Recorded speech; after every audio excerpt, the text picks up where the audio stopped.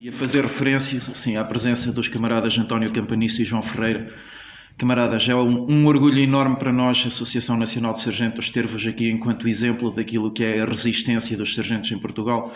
Muito obrigado pela vossa presença, camaradas. Excelentíssimos convidados, camaradas e amigos, minhas senhoras e meus senhores.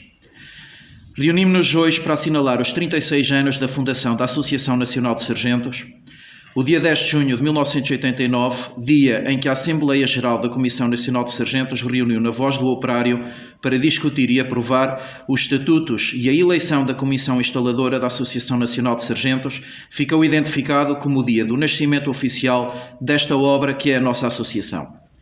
Porém, no dia de hoje, não podemos reduzir o assinalar desta data à comemoração deste evento.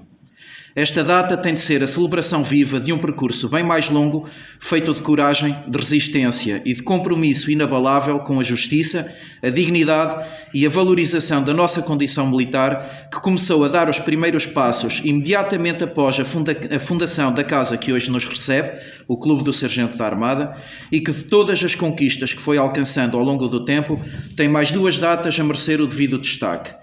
O primeiro encontro comemorativo de dia 31 de janeiro, Dia Nacional do Sargento, realizado em 1978 no antigo Mercado do Povo de Belém, e o primeiro Encontro Nacional de Sargentos, realizado em 1 de abril de 1989 no antigo Pavilhão do Sacavenense, que congregou mais de 4.000 sargentos.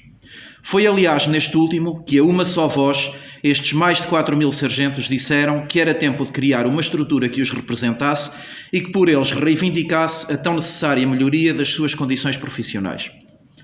Ao longo de toda esta história, é inegável o protagonismo que os sargentos e a sua associação representativa de classe assumem na transformação da vida dos militares. Lutámos e alcançámos a criação do Estatuto dos Militares das Forças Armadas, bem como diversas alterações que tenderam a melhorar a condição dos sargentos portugueses. Claro que não é um estatuto perfeito, que continua a carecer de revisão, mas bem pior estaríamos se sargentos e praças continuassem a ser regulados por dezenas de normas avulso, tal como acontecia antes de 24 de janeiro de 1990, dia em que a primeira versão deste estatuto foi promulgada. Fizemos história em 2001 com a aprovação por unanimidade na Assembleia da República da alteração à Lei de Defesa Nacional, eliminando as excessivas restrições impostas aos cidadãos em uniforme pelo artigo 31, passando estes a verem reconhecido o direito à reunião, o direito à manifestação ou o direito à petição coletiva. Também em 2001, e depois de muitos anos de luta, conquistámos o direito a fazer a revisão estatutária da ANS, enquadrada pela recém-Lei do Associativismo Profissional dos Militares, assumindo então caráter socioprofissional, com direitos bem definidos, mas raramente respeitados pelas nossas tutelas política e militar. Lei do associativismo profissional essa, que aos dias de hoje se configura como demasiadamente restritiva para o alcance do nosso principal objetivo, que é a salvaguarda das condições de vida dos sargentos e das suas famílias. A noção de que nunca deixámos de apoiar, dentro de todas as nossas possibilidades e força, cada camarada injustiçado e por vezes abandonado por uma hierarquia que, em prol de um claro carreirismo, preferiu o silêncio ao exercício do dever de tutela.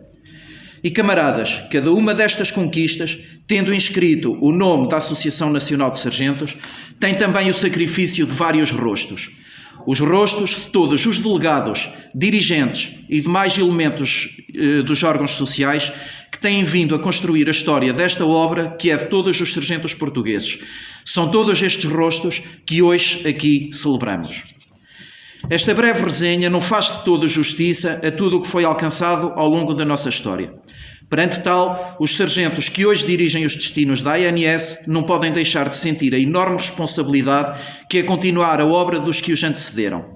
Iremos honrar esse legado, tendo perfeita noção que não podemos ficar parados. O presente impõe exigências novas e as ameaças à nossa valorização, podendo nem sempre ser visíveis, não deixam de existir. No discurso proferido na tomada de posse do elenco ministerial do novo governo, o primeiro-ministro afirmou ser possível alcançar, ainda este ano, a meta de investimentos na área da defesa em 2% do produto interno bruto nacional. Esta meta representa um reforço sem precedentes dos recursos financeiros alocados à área da defesa. Impõem-se então as seguintes questões. O fator humano vai ser uma prioridade nesse reforço financeiro? Quanto se vai investir nas infraestruturas para a melhoria das condições de habitabilidade dos militares? Continuamos a receber reportes de falhas sérias neste campo. Quanto se vai investir no apoio na saúde dos militares? Continuaremos a ser obrigados a pagar 14 meses pela assistência na doença nos montantes em que atualmente se fazem, quando tal é uma responsabilidade clara do Estado que nos quer permanentemente disponíveis para o serviço? No âmbito da saúde operacional, vai-se apostar numa urgente estratégia de reforço da capacidade de resposta do Hospital das Forças Armadas, aumentando a sua autonomia e reduzindo os tempos de espera cada vez mais inaceitáveis? As expectativas de progressão na carreira usadas como aliciante para o recrutamento vão ser tidas em atenção ou vai-se continuar a permitir que haja militares a permanecer no mesmo posto por mais de 20 anos? O nosso Instituto da Ação Social das Forças Armadas vai ser contemplado, sendo-lhe permitido focar-se naquela que é a sua missão primária, a ação social complementar em toda a sua abrangência? Vai-se finalmente apostar em condições de formação com recursos materiais e humanos compatíveis com as exigências do século XXI e fazer justiça ao anseio dos sargentos em ver o seu esforço reconhecido com a valorização académica através da atribuição do grau de licenciatura aos sargentos do quadro permanente e do nível 5 do quadro nacional de qualificações aos sargentos em regime de contrato? Será desta que se vai deixar de tapar o sol com a peneira e, mais do que rever suplementos, proceder a uma revisão de fundo a um regime remuneratório que entrou em vigor há mais de 15 anos e que, salvo raras exceções, nunca foi alvo das atualizações que fariam justiça ao esforço diário dos homens e mulheres que servem nas Forças Armadas, a maioria das vezes com sacrifício não só para si, mas acima de tudo para as suas famílias? E não menos importante, vai ser desta que a tutela política evolui de, ao abrigo da linha B do artigo 2 da Lei Orgânica 3 de 2001, ouvir as associações profissionais de militares, passando efetivamente a escutar o que elas dizem? A efetiva conquista da capacidade de negociação coletiva e de representação jurídica dos nossos associados é, nos tempos em que vivemos, talvez a mais importante luta que travamos. Em linha com o que foi recentemente reconhecido pelo Comitê Europeu dos Direitos Sociais e que é do conhecimento do Governo e de muitos dos deputados recentemente reeleitos à Assembleia da República, o Estado português encontra-se em violação do artigo 5º e do número 2 do artigo 6º da Carta Social Europeia ao não promover os mecanismos de consulta conjunta ou de negociação coletiva aos militares, privando-os de proteções essenciais para os trabalhadores. Esta decisão é um reconhecimento internacional de que os militares portugueses não podem continuar arredados dos processos de decisão que impactam diretamente as suas vidas. O direito à negociação coletiva é parte integrante dos direitos sociais fundamentais num Estado de direito democrático e pluralista, do qual os militares, cidadãos e trabalhadores em uniforme são a principal linha de defesa e salvaguarda.